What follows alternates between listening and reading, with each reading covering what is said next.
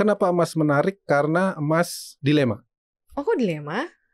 Jadi kondisi saat ini itu sebenarnya menguntungkan buat emas. Ada resesi, resiko resesi ya. Ada perang, kemudian ada inflasi tinggi.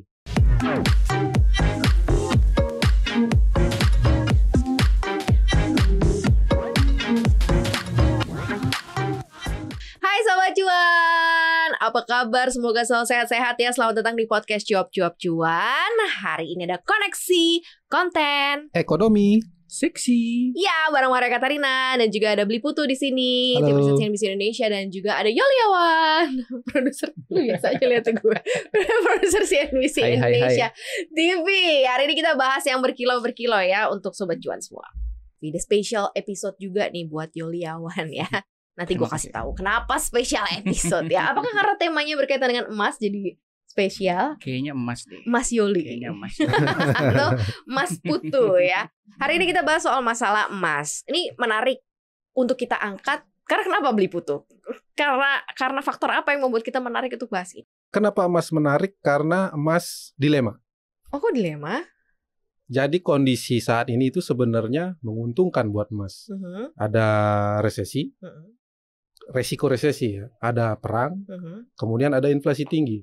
Yes. Semua faktor-faktor itu sebenarnya bisa membuat harga emas naik. Tapi pada kenyataannya emasnya kan turun belakangan ini. Iya benar. Malah turun banyak. Jadi kalau turun banyak sebenarnya opportunity juga sih ya buat ambil ya. Benar, ada opportunity buat beli, tapi saya rasa mungkin ntar dulu. Karena penurunannya menurut saya kemungkinan masih akan tajam. Karena ada faktor bank sentral di berbagai negara yang agresif menaikkan suku bunga kayak gitu. Jadi itu yang menyebabkan emas itu berperilaku tidak seperti biasanya. Mungkin kita starting di tingkat popularitinya emas sebagai aset deh sekarang ya. Kalau menurut lo udah di mana sih? Kalau zaman dulu mungkin 30, 40 tahun yang lalu ya, zaman nenek kita atau orang tua kita, emas tuh jadi aset pilihan banget untuk mereka Betul. saving, nabung sampai dikumpulin sampai mungkin jadi nanti diwarisin ke anak cucunya gitu ya. Tapi kalau sekarang tingkat popularity untuk milenial Gen Z choose atau milih aset emas sih, menurut lo apakah cukup? Ada pikiran gak sih ke situ? Aku mau beli emas, gue pengen beli emas gitu gak sih? Kalau emas menurut gue itu menjadi opsi utama gue ya. Kalau lo as a personal berarti ya. As personal. Karena apa? Dari sisi affordability-nya emas lebih terjangkau sama gue. Jadi kalau gue emas tuh ngebayanginnya sama tanah. Oke. Kalau tanah gue udah nggak afford lah. Paling cuma satu udah cukup investasi ya. Gila kan? Berapa M butuhnya. Yang bisa gue tabung, yang bisa gue cicil, yaitu emas. Emas tuh dari sisi affordability masih oke. Terus yang Mas Beli Putu bilang, ya ini juga aset safe haven kan. Ini aset safe haven udah gitu. Kalau untuk long term, gue masih percaya itu emas gitu. Terus dari sisi liquidity-nya juga gampang dicairin. Lebih gampang nyairin emas dibanding nyairin properti lo tanah gitu. Tapi kita nggak usah ngomongin saham. Karena properti tanah kan udah nggak masuk dalam investasi sebenarnya sih. Betul. Udah gitu, kalau emang ada juga triknya. Kalau lu nggak pengen jual emas, lu bisa ke pegadaian. Yaitu digadein. Jaminannya emas itu akan lebih gede. Jadi si jaminan lu dengan uang pinjaman lu akan lebih setara lah gitu dibanding lu ngegadein mobil apa ngegadein laptop dan lain-lain. Itu sih makanya emas tuh bisa dibuat jadi uang darurat juga. Dari sisi likuiditas lebih gampang, terus dari sisi affordability lu bisa beli emas yang 0,5 gram doang kan. Betul. Berarti kan hanya 400 sekarang udah dari ya. ukuran kecil pun juga kita bisa, bahkan digital pun juga kita bisa gitu ya. Betul bahkan banget. dari nominal kecil di 100.000 pun kita bisa punya walaupun 0,000 sekian gitu ya. Ini statementnya Yoli as a personal gitu. Tapi kalau secara lingkup apa ya, Gen Z milenial gitu, mungkin Mas Putu catch up nggak sih, kayak mereka cukup aware nggak sih dengan aset ini, emas yang mereka dalam bentuk investasi ya gitu, dan mereka memang rutin beli dan sepengetahuannya sehebat Yoli gitu. Mungkin nggak banyak loh yang tahu bahwa kalau bukan diversifikasi ya, maksudnya emas tuh sejajarnya dengan itu. Karena bentuk-bentuk emas tuh udah menarik-menarik, ada yang disimpan di dalam kartu kecil gitu kan. Jadi udah menurut gua udah secara eye catching, anak muda juga udah lo ngeliatnya gimana? Beli Putu? Kalau kita lihat pasar emas memang sekarang untuk generasi milenial ya khususnya, itu sudah mulai digerogoti sih sebenarnya. Berbeda dengan generasi sebelumnya. Faktor utamanya adalah Bitcoin atau aset kripto, karena itu yang dianggap salah satu, masih dalam perdebatan sih, dianggap apakah ini aset safe haven juga sama seperti emas atau tidak, itu masih dalam perdebatan. Tapi kalau kita lihat generasi milenial dan setelahnya itu yang sangat akrab dengan teknologi, mereka ada kecenderungan atau kecondongan lebih tertarik ke aset kripto kayak gitu, ketimbang emas secara fisik ya. Karena mungkin dianggap terlalu old school kayak gitu. Tapi kalau kita lihat permintaan emas secara global itu sebenarnya masih tetap tinggi karena dia emang satu-satunya aset yang terbukti sebagai safe haven. Bahkan bank sentral juga tetap terus memborong emas sebagai cadangan devisanya kan. Jadi kalau di generasi milenial saja dan setelahnya saya rasa memang sedikit tergerus ya sudut pandang terhadap emas itu sebagai aset investasi karena adanya aset digital kripto itu sih. Karena kalau kita lihat kan emas kan sebenarnya ini based on cadangan ya. Cadangannya dikit, permintaannya banyak, jadi kan otomatis sebenarnya harga akan terkerek naik gitu. Logikanya. Ya, logikanya seperti itu. Tapi kan momen sekarang ini nggak terjadi karena posisinya memang dilema. Nah, ini apa yang terjadi di situasional saat ini nih, Beli Putu, yang mungkin bisa Sobat Cuan notice jadi engah gitu, atau mungkin malah jadi ambil opportunity karena harganya lumayan bisa terkejar gitu, jadi mulai gitu ada awareness lagi untuk bisa punya kalau emas. kita lihat memang pergerakan emas belakangan ini kan turun terus. Itu karena Bank Sentral Amerika Serikat utamanya itu yang sangat agresif menaikkan suku bunga. Bahkan Kamis nanti ada kemungkinan 100 basis point kayak gitu. Nah, kalau kita lihat pergerakan emas itu belakangan emang sudah mengantisipasi The Fed akan sangat agresif. Jadi kalau misalnya The Fed benar menaikkan 100 basis point, saya rasa emas akan turun terus ya. Emas dunia, termasuk emas di dalam negeri juga. Mungkin pelemahan emas di dalam negeri itu tidak sebesar emas dunia ya. Karena kalau misalnya emas dunia turun 1%, harganya emas di dalam negeri mungkin sekitar 0,8, 0,5 karena ada faktor rupiah. Ketika rupiah melemah, jadi harga emas luar negeri itu lebih mahal. Ketika dikonvert ke dalam negeri, jadi harganya tidak turun cukup signifikan. Itu yang menyebabkan perbedaan selisih persentase penurunan kayak gitu. Nah, kalau kita lihat misalnya ke depannya atau mungkin di pekan ini nanti The Fed menaikkan suku bunga 75 basis point, kemudian ada indikasi kalau dia melihat inflasi sudah mencapai puncaknya, artinya laju kenaikan suku bunga itu tidak akan seagresif yang diperkirakan pasar kayak gitu. Nah, di sanalah saya rasa saatnya untuk membeli emas. Karena saat ini sudah price in, The Fed sangat agresif. Ketika The Fed menunjukkan, kita udah akan mulai sedikit mengerem nih kenaikan suku bunga, saya rasa itu momentum emas akan naik lagi sih. Nah kalau lo ngelihatnya seperti apa nih, Yol? Kalau gue ngelihat, jadi gue sempat baca beberapa riset. Jadi ada dua momen emas itu melonjak. Waktu itu tahun 2008 ya Mas Putu ya. Karena lagi ada financial crisis. Dan kemarin melonjak lagi 2020. Karena ada pandemi COVID. Nah, ini menarik nih, ada beberapa bentuk yang dibuat gitu dari 2008 setelah dia melesat cukup tinggi sampai 1900 kalau nggak salah ya, hampir mirip-mirip 2020. Dia mulai melandai lagi tuh 2008, 2009, 2000 sampai 2014. Waktu 2014-2015 The Fed udah mulai naikin suku bunga acuan lagi ya karena mereka melihat ekonomi udah mulai oke, dia mulai stabil. Emas memang, tapi anehnya di situ emas trennya walaupun The Fed naikin cukup nggak agresif, cuma naikin suku bunga acuan, emas tuh nggak terlalu tertekan gitu. Nggak kayak sekarang. Nggak kayak sekarang parah. Mungkin itu dia. Terus dia kembali lagi saat 2020 saat ada COVID. Emas tiba-tiba setelah melandai terus cenderung menurun mulai naik sedikit, emas kencang lagi 2020. Jadi kalau saya ngelihat sebenarnya memang emas itu sangat, yang tadi Beli Putu jelasin ya, berbanding terbalik sama FFR ya. Fed Fund Rate naik, emas pasti turun. Tapi kita tinggal nunggu nih momennya, karena efek FFR naik itu yang tadi Beli Putu jelasin, akan ada resesi dan segala macam kan, karena suku bunga tinggi, ekonomi akan otomatis akan lambat kan segala macam. Nah, tinggal nunggu momen kapan resesi itu terasa ke sektor real, kayak udah 2008, kayak udah 2020 udah mulai kerasa nih. Pasti sih emas akan balik lagi. Menurut saya balik lagi tuh ke level psikologi 1900-an gitu ya. Mungkin karena dulu gue pernah ngobrol sama analis yang mengatakan bahwa level 2500 aja tuh make sense katanya sih buat si emas ini per troy ounce ini. Nah, kalau ke level kembalinya itu ke level-level teratasnya ataukah bahkan level-level barunya nih yang mungkin akan ditempuh sama emas? Rekor baru ya. Rekor baru. Ada kemungkinan kalau kita melihatnya secara jangka panjang ya, long term, mungkin 5 atau 10 tahun ke depan itu sangat mungkin. Kalau kita lihat pergerakan emas saat ini misalnya ketika mulai menanjak lagi dan berada di kisaran 2000 lah kayak gitu. Mungkin belum rekor tapi masih bergerak di kisaran 2000, itu bisa jadi tanda-tanda kalau kedepannya harga emas bakal naik lagi sih. Bakal naik lagi. Jadi ini berarti sekarang kalau lagi kayak begini ya jangan jadi penonton aja dong ya. Harusnya udah mulai masuk ke berpikir untuk mungkin menjadikan aset diversifikasi.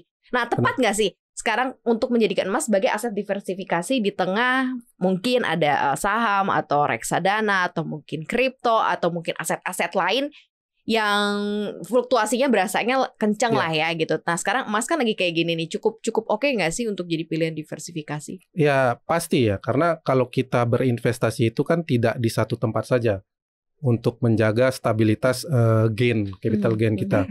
Ada di pasar saham yang sedikit lebih berisiko, kemudian ada di obligasi bisa, dan di emas itu sebagai seperti yang dikatakan Mas Adi, bisa likuiditasnya bagus, kemudian gampang lah itu diterima di mana saja, bahkan mungkin di pedesaan pun masih diterima kayak gitu. Jadi kita memang masih perlu untuk emas. Kalau misalnya obligasi ataupun saham mungkin tidak semua orang yang tahu kan, tapi kalau emas ya di mana-mana orang pasti tahu emas. Jadi memang emas itu kita perlulah untuk beberapa persen porsi investasi kita itu di emas itu masih cukup perlu sih menurut saya. Nah kalau lo sendiri, kalau sekarang nih posisi sekarang lo menambah porsi atau seperti apa?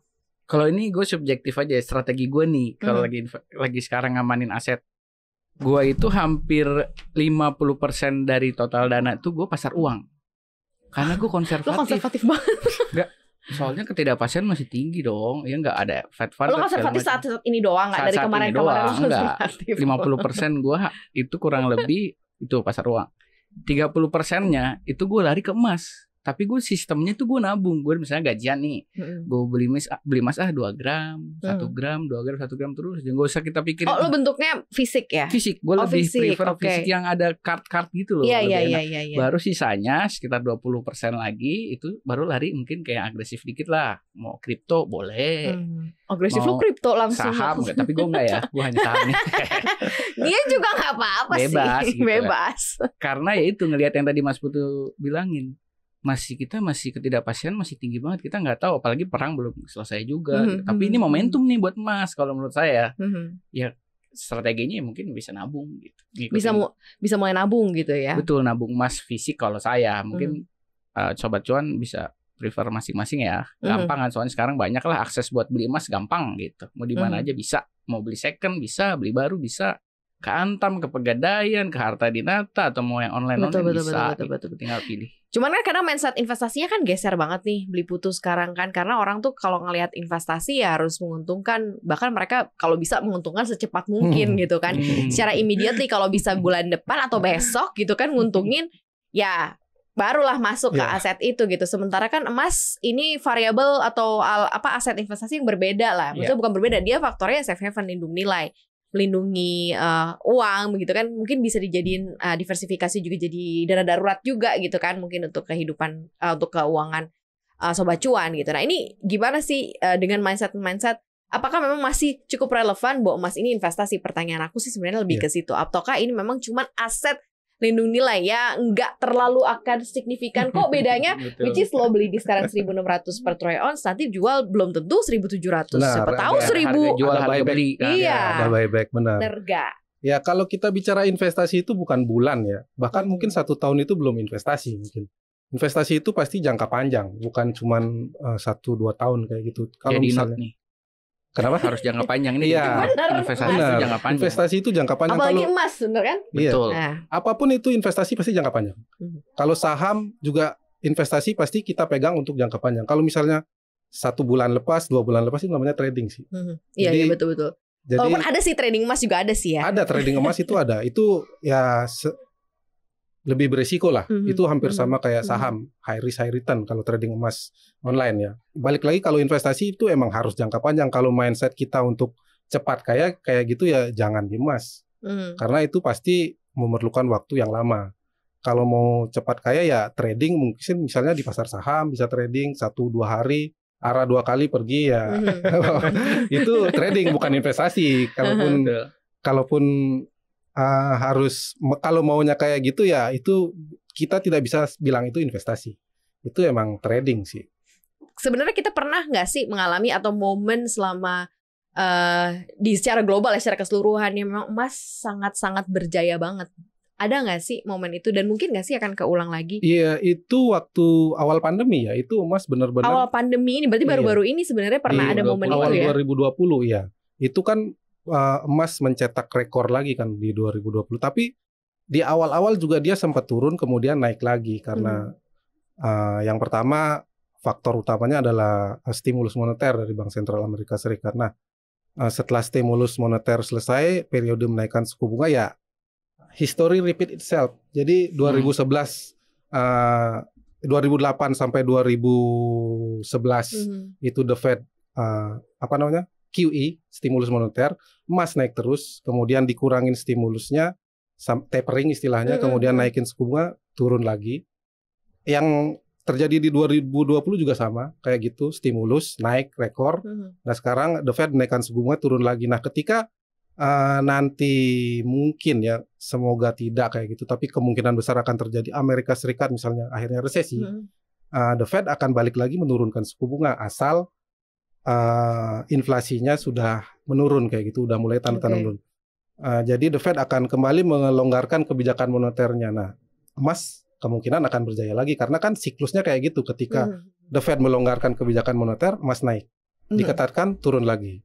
Kemudian sekarang periode pengetatan emas masih turun. Ketika nanti mulai dilonggarkan lagi, emas bisa take off lah. Oke, nah sekarang ini lagi momen-momennya sebenarnya ya untuk bisa dilirik dan juga diperhatikan ya Sobat Cuan ya, khususnya untuk emas. Nah, bisa juga nggak sih misalnya Sobat Cuan kalau menurut kacamata lo melakukan juga realisasi ketika ada momen-momen kayak gitu. Misalnya sekarang di 1.600 terus tiba-tiba nanti swing ke 1.900 terus realisasi gitu. Atau ya memang setup waktu gitu kayak 10 tahun aja nanti karena ini investasi ini untuk nanti gue mau ke luar negeri atau nanti gue mau buat anak sekolah gue, sekolah anak gue atau seperti apa? Ya mungkin gue nambahin Mas Putu dikit. Intinya kuncinya kalau the Fed-nya itu udah mulai longgar, tapi ekonomi itu berantakan, emas pasti naik. Udah kuncinya itu udah mirip-mirip ngelihat aja 2020. The Fed ultra longgar kan, kebijakan moneternya 0% ya beli Putu kalau nggak sampai hampir 0% ya segala macam. Ekonomi berantakan karena COVID. Orang nggak bisa kemana-mana, ekonomi mati. Itu pasti orang larinya akan ke emas. Itulah kuncinya. Terus tapi nah kalau gue mindsetnya bukan beli emas, wah emas lagi turun nih, gue beli gitu. Cari bottomnya kapan ya gue borong emas ya. Kalau gue sih nggak kayak gitu. Gue lebih konsepnya yang kayak tadi lo jelasin Kak Maria. Emas itu untuk menggantikan cara gue nabung gitu. Karena melikuidasikan atau mencairkan emas kan nggak segampang gue nabung di bank kan. Gue tinggal ambil pakai ATM kelar gitu. Jadi itu juga secara psikologis gue pengen gak gatel juga ya. Pengen jajan dulu ya kan. Emas gitu kan. Dan daripada gue ada satu juga dapat ilmu dari seorang investor juga nih, dia bilang daripada lo pakai asuransi pendidikan, misalnya lo baru punya anak nih, ntar anak lo SD umur 7 tahun, lo berarti punya spread waktu 7 tahun kan. Lo mending beli emas aja. Lu tabung selama 7 tahun, anak lo mau sekolah, emasnya cairin buat biaya sekolah dan terus sebagainya gitu. Jadi bisa emas tuh bisa jadi instrumen-instrumen kayak gitulah. Jadi jangan kita sempit mikirin emas orang jadul pakai emas enggak juga. Tergantung gimana lo package-nya gitu, ngaturnya gitu. Jadikan emas sebagai apa gitu sih. Gue yakin sih emas akan ke level-level tertingginya itu karena balik lagi cadangannya tuh sedikit tapi permintaannya global tuh permintaan globalnya tuh besar. Jadi ya harga kan ya supply and demand aja gitu kan. Supply-nya dikit, demand-nya banyak ya udah. Jadi akan ada mekanisme harga yang juga terbentuk di situ. Nah, untuk investasi kalau menurut gue ya salah satunya bisa percepat atau goals-nya bisa sampai karena melalui instrumen ini gitu kan. Jadi kayak lo bisa jangka panjang, lo buat sekolah anak atau buat tujuan-tujuan jangka panjang lah gitu ya. Mungkin goalnya bisa sampai karena ada kenaikan dari harganya ini yang bisa membantu lo mencapai goal keuangan lo dengan lebih cepat. Gitu kali ya pesannya buat Sobat Cuan ya. Mungkin dilihat-lihat gitu ya, jangan stuck aja di investasi yang itu gitu ya. Coba dilihat aset diversifikasinya udah bagus atau belum. Nah, emas udah ada atau belum sebagai aset lindung nilai. Gitu Sobat Cuan, gitu nggak? Betul banget. Ingat jangan lupa Antam 2020 melesatnya luar biasa. Iya. Aduh, yang nggak ikut, aduh. Kita tunggu aja momen-momen itu kapan. Masih 1.600, sebetulnya bisa ke 1.400 ya. Benar. Atau ya beli Putu. Benar ya, beli Putu ya. Semoga juga semuanya berkilau seperti Mas, karir Yoli juga makin Terima kasih. berkilau. Wah. Seperti emas, terima kasih sudah menjadi bagian terbaik di podcast Cuap-Cuap Cuan. Terima kasih. Sobat Cuan, Yoli, ini podcast terakhirnya Yoli. Waduh. Yoli akan berkarya lagi, akan lebih bersinar lagi seperti emas topik hari ini. Gue gak mau sedih. Tapi gue selalu sebel karena selalu say goodbye di sini sama orang-orang terbaik yang selalu kasih insight paling baik di Cuap-Cuap Cuan. Dan Sobat Cuan yang juga selalu dengerin podcast kita bareng sama Yoli, lihat juga karya-karya Yoli di CNBC Indonesia TV, pasti sudah sangat-sangat tahu lah dan khas banget gimana Yoli caranya untuk mempresent apa yang mau dia sampaikan. Thank you banget Yoli. Terima kasih. Sukses ya Yoli. Dunia investasi sempit nggak bakal kemana-mana gitu. Benar. Kita masih ketemu lagi. Gitu aja Sobat Cuan bahasan kita hari ini. Jangan lupa untuk dengerin konten podcast kita lainnya di mana aja. Ada di Anchor, Spotify, Apple Podcast, dan Google Podcast. Jangan lupa untuk follow akun Instagram kita juga di @cuap_cuan dan subscribe YouTube channel kita di Cuap-Cuap Cuan, di like, di share, dan juga di komen ya. Jangan lupa juga untuk nonton podcast kita yang tayang di CNBC Indonesia TV. Terima kasih ya Sobat Cuan. Sukses juga buat Yoli dimanapun berada. Thank you. Selalu bersinar. Thank you Sobat Cuan. Maria pamit. Putu pamit. Yoli pamit. Pamit selamanya. Dadah.